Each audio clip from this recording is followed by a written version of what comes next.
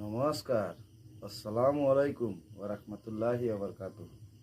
আজকে একটা কথা কইবার চাইতেছি আপনারা। কথাটা হইল গুরুত্বপূর্ণ কথা।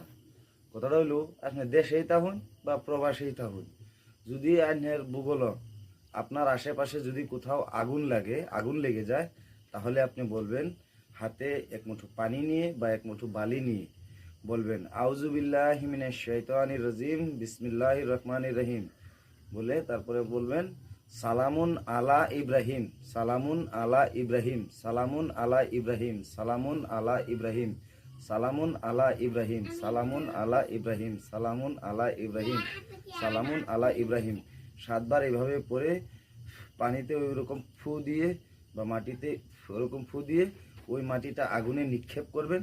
দেখবেন সঙ্গে সঙ্গে আগুনের রাগ থেমে যাবে আর আগুন নিভানো সহজ হয়ে যাবে।